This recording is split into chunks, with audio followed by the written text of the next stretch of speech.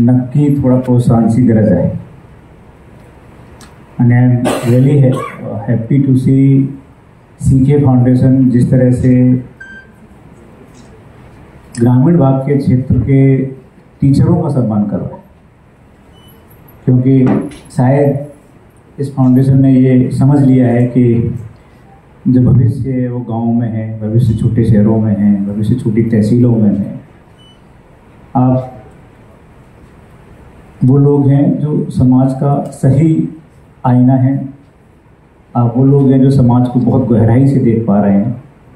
आप वो लोग हैं जो समाज को घटित होते हुए न सिर्फ देख रहे हैं बल्कि उसमें आपका योगदान भी बड़ा महत्वपूर्ण है. आप यकीन मानिए, जो बच्चे बहुत सारा फीस देकर बहुत सारे अच्छे स्कूलों में पढ़ रहे हैं, वो अपने टीचर को टीचर मानने से भी इनकार कर रहे हैं, क्योंकि उनके दिमाग में आता है कि इतना तो दे रहे हैं, अब हम क्यों. और इसलिए टीचर के लिए जो सम्मान होना चाहिए, जो हुआ करता था, वो सम्मान अब मुझे ऐसा लगता है कि वो छोटे गांव खेड़े, छोटे तहसील, छोटी जगह पे ज़्यादा अच्छे तरीके से बनाया जा रहा है.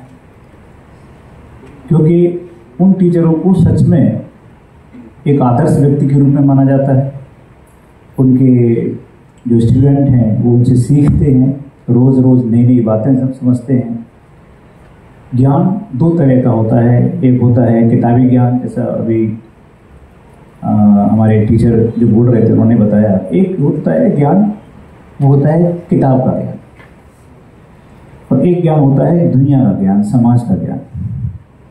तो किताबी ज्ञान में हो सकता है किसी कारण से वो बच्चे उतना अच्छे नहीं हों जहाँ आप काम कर रहे हैं, पर अगर आप व्यवहारिक जीवन देखेंगे, अगर आप ये देखेंगे कि उनकी समझ कैसी है, तो बहुत आगे निकलती है. मैं एक छोटा सा उदाहरण देना चाहता हूँ कि अगर पालघर के बच्चे को या परवनी के किसी गांव के बच्चे को और मुंबई के किसी अच्छे स्कूल के बच्चे को, दोनों बच्चों को आप 500 रुपये दे दीजिए और बोलिए कि आप सब्जी लेके आइए, तो मैं गारंटी से कह रहा हूँ कि वो सब्जी ज़्यादा लेके आएगी. क्योंकि उसको क्या है, बाटा घाटी की आदत है.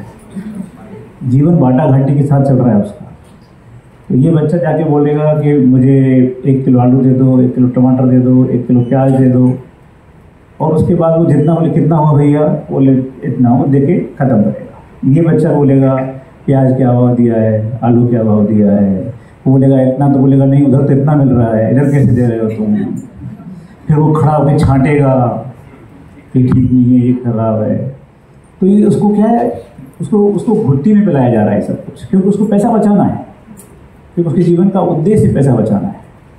तो वो उसका ये दुनिया जो आप देख रहे हैं आज, पूरी दुनिया में अगर कोई एक चीज़ सबसे ज़्यादा बड़े स्तर पे आ रही है तो वो आ रहा है नेगोशिएशन. चाहे आप अमेरिका भारत के संबंध की बात कर लें, चाहे यूक्रेन की बात कर लें, दुनिया में किसी भी जगह की बात कर लें, सबसे बड़ा लीडर कौन है? सबसे बड़ा लीडर है जो नेगोशिएशन कर पाता है. और नेगोशिएशन करने की आदत बचपन से पड़ती है. जब मैं कॉलेज में पढ़ता था तो मेरे टीचर थे,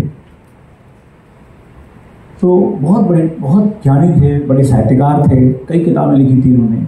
तो बीच बीच में कभी कभी हम लोग संडे वनडे के दिन उनके घर जाके बैठने का कोशिश करते थे.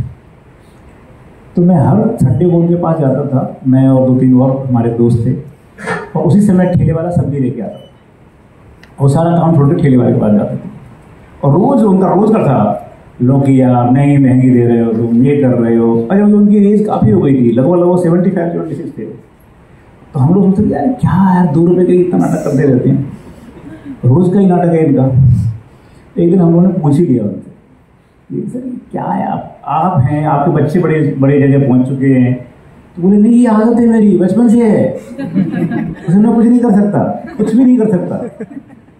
तो मेरा कहने का मतलब ये है कि आप जिन बच्चों को पढ़ा रहे हैं उन बच्चों के अंदर ये आदत है कि वो लड़ना जानते हैं, उनके अंदर ये ताकत है कि वो सीखना जानते हैं, और सबसे ज़्यादा ज़रूरी है कि उनको अकेले खड़े होने में दिक्कत नहीं आती. मैं जब छोटा था तो मुझे याद है, मैं 7वीं क्लास में तो शहर जाके गांव से टेम्पो से लटक के सब्जी लाना, तेल लाना, ये सब लाना शुरू कर दिया था मैंने. जबकि अभी हमारी सिचुएशन ऐसी है कि हम मुंबई में अपने 10वीं क्लास के बच्चों को सब्जी मंडी नहीं जाने दे रहे हैं। और अगर आप नहीं जाने दे रहे हैं तो आप इतना प्रोडक्ट करके रख रहे हैं उसको कि अल्टीमेटली वो प्रोडक्शन उसको कमजोर कर रहा है, आपको पता ही नहीं चल पा रहा है।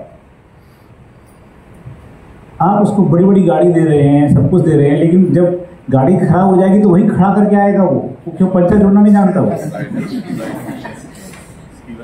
तो मेरा कहने का मतलब ये है कि ये जो मजबूती है जो व्यक्तित्व में आती है वो आती है तब जब थोड़े अभाव होते हैं। अभाव आपको मजबूती देता है, दृष्टि देता है। जो कष्ट होते हैं वो आपको दृष्टि देते हैं, और ये कष्ट और अभाव की जो जिंदगी है वो जिंदगी को गढ़ने वाला एक कोई व्यक्ति होता है जिसका नाम है टीचर। जो शिक्षक है वो शिक्षक का अपना एक रुतबा होता है, उसका अपना एक सिस्टम होता है। दुनिया की नज़र में वो क्या है वो अलग मुद्दा है, लेकिन जो स्कूल के बच्चे हैं उनकी नज़र में भगवान है वो। उन बच्चों को आप कुछ भी बोल दीजिए, लेकिन अगर टीचर ने बोला है तो बात खत्म हो चुकी होती। तो हमारा पहला जो काम है वो ये है कि हमको अपने टीचर का चरित्र बनाना है। वैसा पहला जो काम है वो ये है कि हमको हमारे टीचर को एक आदर्श व्यक्ति के रूप में स्थापित करना है। और आदर्श वो कब होगा? जब वो शराब से दूर होगा, जब वो जुआ से दूर होगा, जब वो फालतू के अफेयरों से दूर होगा,